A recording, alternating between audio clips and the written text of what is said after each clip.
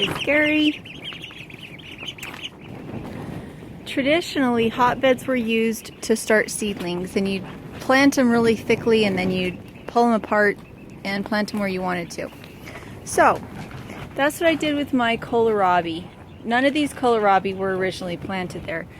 They were all planted in this little clump over there by the onions.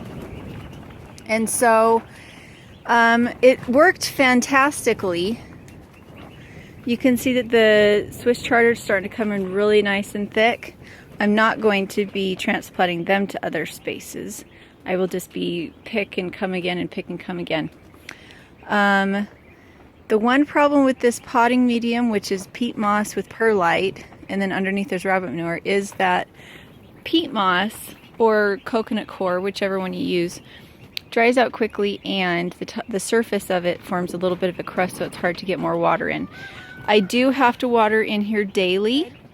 The more densely packed the growth is, the less you have to water because the shade keeps things from drying out.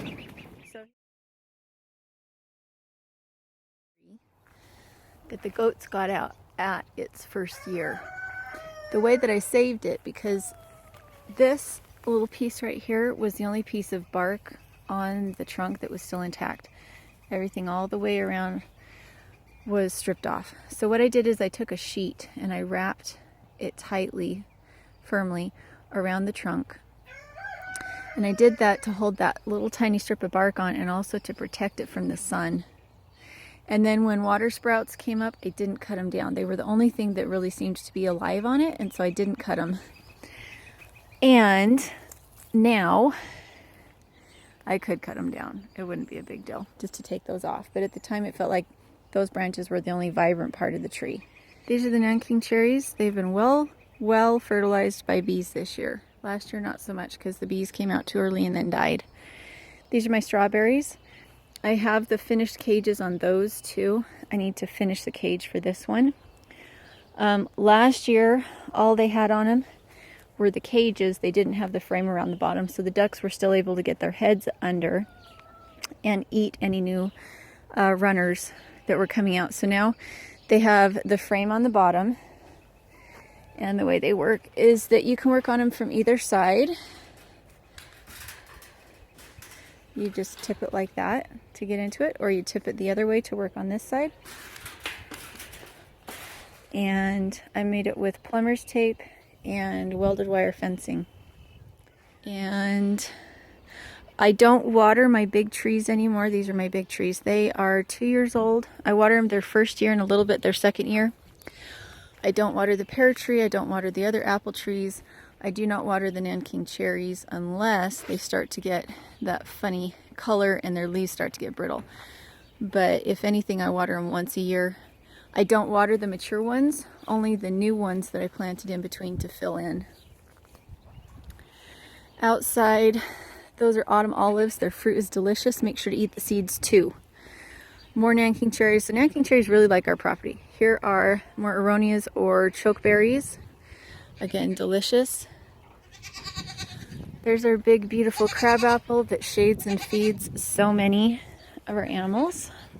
I need to put more mulch out here. It's just, if you don't put enough mulch on, you might as well not put mulch on at all. You need at least 6 inches everywhere.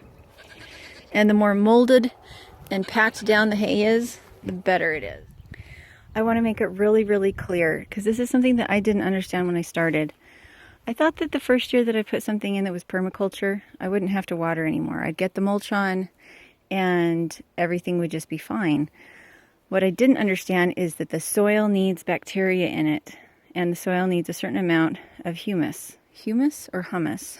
I don't think it's hummus. Humates. It needs organic material in it. It needs living material in it. And so what I understand now is that you get a space really, really healthy. You baby the plants for the first year, and then the second year they will survive long enough for you to get everything else in order to be able to take care of them. So this is a 3-year plot. So last year was the first year that it really took off, but last year was also the first year that I really, really babied it, that I watered it every day, that I put on the deep rabbit mulch. I'm okay that this has alfalfa seeds in it because alfalfa is a cover crop. And as it comes up, I will go in and I will weed it, I will lay it down, and it will become my new mulch. I have no problem with there being hoary cress in here because it grows quickly, it's succulent, and I just lay it down as a mulch and it feeds the soil. But just understand that it can be heartbreaking the first time you try permaculture when you find out that it is a system, because you think that it's a quick fix, and it's not a quick fix, it's a system.